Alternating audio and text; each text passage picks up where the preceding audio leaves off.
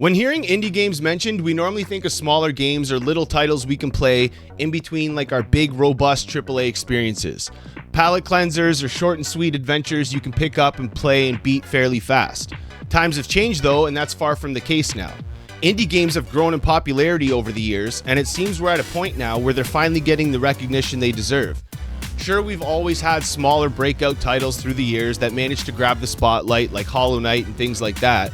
But it seems like every other big hit game nowadays is some indie game made by a small team for 10% of the budget that one of these big AAA experiences would cost, and then sold to us for significantly less than a AAA game would cost. Indie games used to mean a smaller, low-budget title made normally by one or a few people, normally some kind of passion project brought to life. Now you can have a game with $10 million of budget and a team of a few dozen people and still technically be an indie game. I think the definition has kind of changed throughout the years, but the general consensus has stayed the same. They're games made by smaller teams on a budget that you would normally find for like a smaller AA project or something less. Today, I'm going to explain how and why indie games have started their quiet takeover in the industry, and why I think in the coming years, they're actually going to be the dominant force in gaming, and why I think a lot of these AAA companies are going to have a much harder time pushing their recycled AAA games and are going to have a hard fight for people's dollars when coming up against all these indie game options. Before we look at why indie games are going to start to take money away from AAA in a major way, we have to touch on why AAA games are starting not to be the dominant force in gaming anymore and what they did to get there. When you think or hear or read any of the disclosure around AAA games and the AAA industry nowadays, a large majority of the conversations aren't positive. Convos around AAA nowadays mostly consist of overblown and inflated budgets, giant massive teams of developers on constant rotation or being laid off or let go, teams being split up or fired or completely just dismantled, big titles flopping or under-delivering from what expectations were, microtransactions, live service BS, big franchises getting reworked to the point where they aren't recognizable anymore, studios taking a decade in between games because of money and team sizes. At some point, AAA became a measure of budget only and not like love or ambition or innovation or even scale of the game. It's just how much money was injected into that game. With all that BS on constant display, it wasn't hard for even your average gamer to notice a change and shift in the industry. And with these constant changes and noise on display, thanks to social media and YouTube and people like me on YouTube always complaining and talking about it, it has only amplified the stigma of the AAA industry kind of being bad and they don't care about gamers and there's a gaming recession coming and the gaming industry is going to crash. Like the AAA industry in general doesn't have a good spotlight on it right now whatsoever. So this has created a serious distrust towards the industry and the big publishers and the big companies, which has led players to begin exploring elsewhere and start actually paying attention to smaller titles they may not have otherwise. Obviously, things like the Game Awards and Steam sales and other big platforms showcasing indie titles has helped as well. But if you don't think a large majority of that is people actually getting pushed away from their typical AAA experiences, then you're crazy. AAA, with its lack of consistent quality and overblown pricing, has basically pushed people right into the indie industry's lap. Before we continue the video though, we have some very quick housekeeping. First, shout out to everybody leaving comments and likes on all the videos. You guys have really made me want to start taking this YouTube thing seriously. And as you can see now, I'm putting out 2 videos a week. So thank you for that. If you're new here, then obviously welcome. I hope you enjoy the video. And once it's done, if you did enjoy it and you did enjoy being here with me, then consider leaving the video a like and a sub and coming back to the channel later on, because obviously that just helps me grow in everything we're trying to do here. Okay, anyways, back to business. The industry, for better or worse, is clearly changing in multiple ways, and one of the major ways things are changing is just another reason why indie games will continue to grow and eventually dominate, and that's next-gen consoles. Next-gen consoles are all looking to basically be mini PCs by next generation, which means more access to more storefronts across more platforms. The Epic Store, the Steam Store, all these things being in your living room where they normally wouldn't have been before. More eyes across more variety of digital storefronts, especially Steam, means more indie games in front of more eyes, in front of more players all the time. With marketing nowadays being less about like flashy trailers and more about word of mouth and the game catching fire online and online feedback, it's much easier for an indie game to gain traction in the video game zeitgeist and in the bigger picture now. And once people try these indie games or find one that clicks with them, it doesn't take long to realize that video games can be what they used to be. What they used to feel like, and that spark that the industry lost, is still very much alive. It just mostly resides in the indie scene now. With the term indie game, I think the most important part of the name isn't the indie part, it's the game part. Where a lot of AAA games now feel like they aren't trying to be a game and they lack innovation and the fun factor, and they just are focused on graphics and being more flashy and looking better, indie games feel like they actually take the fun factor into account. They generally aren't some giant open world that's full of inflated copy and paste mechanics from every other AAA title. Indie games are normally focused on a few core gameplay loops that focus on the fun. They aren't chasing the newest graphics or the most expensive voice actor or trying to make everything look super realistic and perfect. They just focus on the thing that makes us play games in the first place, which is the fun factor. Many games for AAA companies release before they're ready because they just need the next game out to profit from so that the shareholders are happy. Indies can take risks that AAA companies don't have the luxury to be able to afford. When you have an entire stock market and hundreds of employees and tens or even hundreds of millions of dollars banking on a game's success, you then have to release it and make sure the higher ups are happy. And for the higher ups to be happy, you need to make a lot of money. This is why most AAA games feel like a copy of what came before or are a sequel, or you don't see as many new IPs.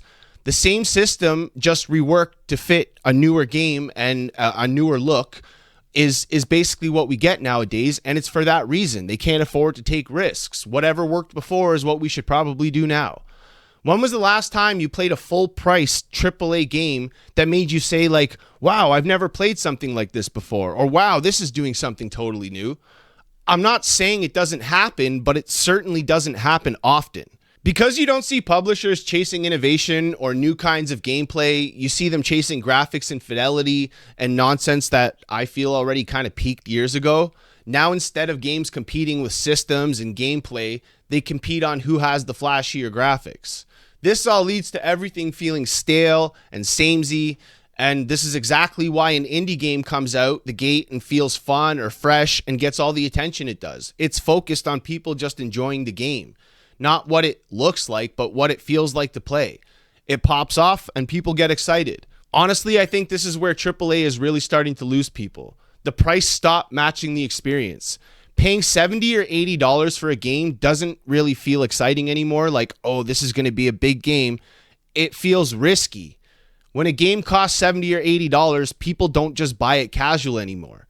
You know, they buy it with big expectations. A $20 indie feels like something you could just try. A $70 AAA game feels like a commitment. Meanwhile, a $20 or $30 indie doesn't ask for any of that. It asks one simple question. Do you want to try this? If you like it, great. If you don't, you walk away without feeling burned because you spent 20 or 30 bucks. That difference changes how people explore games. It changes what they're willing to take a chance on. Expensive games don't invite curiosity anymore. They demand confidence. And I say that in a way that sounds kind of silly, but they literally do. If you buy a game for 70 or 80 bucks now, you got to be like, yeah, I know I'm going to enjoy this experience, or you're basically taking a pretty expensive gamble. The higher the price goes, the smaller the audience willing to gamble on it becomes, I think, personally. Price didn't just raise the bar for AAA games, it narrowed the doorway for you to walk through and be able to play them. Once players stop gambling on big games, they start looking for smaller ones. They still need something to fill their time. Okay, I'm not willing to buy this $80 game, but look at this little cheaper title. Yeah, that's worth a try. It's rare nowadays for me to buy a AAA game at full price and not feel bad about it in some kind of way. Not just because of the amount, like the actual cost amount, But for what you actually get for your dollar nowadays often doesn't add up anymore when you compare how much you could have got for an indie game of the same price as one AAA game.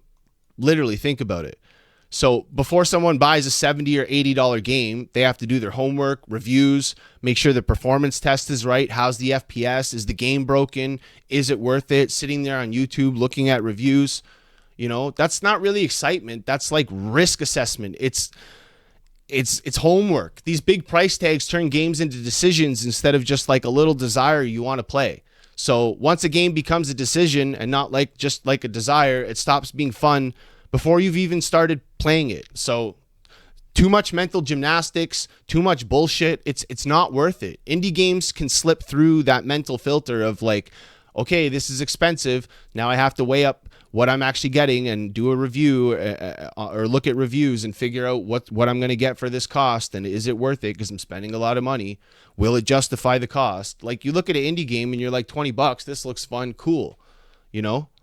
So I think that's why indies also spread through word of mouth so fast. It's easier to tell your buddy, yo, spend $20 on this and try it out than it is to tell your buddy, yo, spend $80 on this and try it out. Like, it's a big difference, right? It's easier to recommend something that doesn't feel like a big gamble to the other person. Expensive games need fun and they need marketing. Cheaper games need fun and trust. They just need word of mouth. And right now, I think that trust thing is where the indies are winning.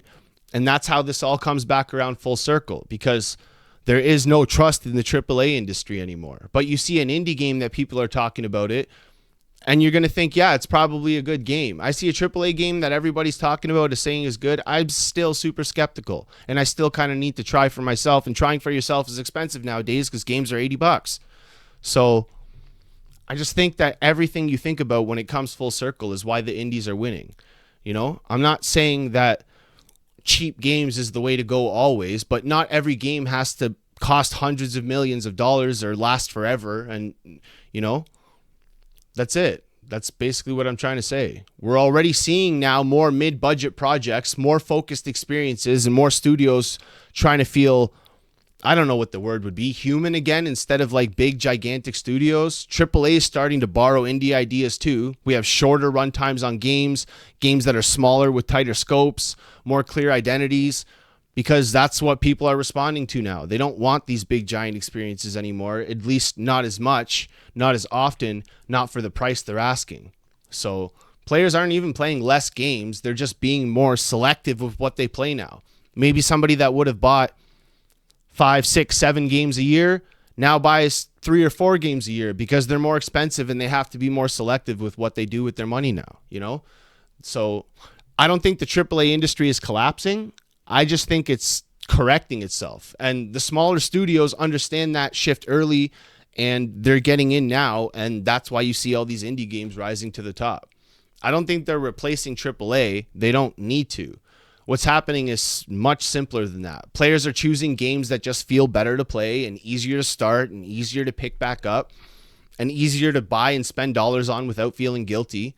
So that's it. And that's why indie games are going to continue to win. And the more that becomes a thing and the more that indie games become more accessible, which as of next generation, they're only going to be more accessible, I think the more that they will be the larger, more dominant thing in gaming. I know these big companies are always going to be the ones on top. They're kind of like too big to kind of be pushed aside now. But even if you look at things like Call of Duty sales and big games that used to sell well, they're not selling as well as they used to. So, I'm telling you, indie games I know they're already a big thing now, but you wait till home consoles have things like Steam and Epic Game Store right there in their living room, and then you get indie games on Steam sales put right in your face every day. It's going to change. I'm telling you, it's going to change. The big AAA games is not going to be like the big dominant, like this is what everybody plays anymore. It's going to be more and more indie games taking over just like you see them doing now. So I want to end this off actually by saying I don't think the game industry is collapsing at all the way you see a lot of people saying. I think it's just, maybe you could call it a bit of a reset. I don't think this is the end of AAA. I like AAA games. I spotlight AAA games here on this channel. I think there's a lot of AAA games doing things right. And I think I've actually noticed a lot of the bigger AAA companies taking some cues from the smaller indie scene now. So, like I said, smaller, more compact titles. You see more mid-range games now. You see bigger companies putting out smaller AA games now. So, I'm telling you, there's a shift happening, but it's towards the indie industry. So, anyways, that's it. I feel like I'm rambling at this point. So as always, I appreciate you guys being here to hang out with me. The main reason I literally even make these videos is to get a chance to talk to you guys in the community about things I'm interested in, because I don't have anyone else to talk to them about that is nerdy enough that wants to hear about this kind of stuff. So hit me up in the comments. Let me know what you guys think of all this. I want to hear what you guys think about indie games. I want to discuss what you guys feel like the AAA industry is going to do next. And yeah, that's it. Thanks for showing up. If you want to hear more about the AAA industry, check out the video game industry playlist on the channel if you want. I've got a lot of fun discussions like this one over there, and most of them are evergreen things that are just like topics you could always go back and click on. It's not just what's the hot flavor of the week. So please go check out the playlist. Come back next week to hear about more video game industry stuff and to see more games I'm spotlighting. And that's it. I appreciate you guys being here as usual. That's it. Cheers. I'm out.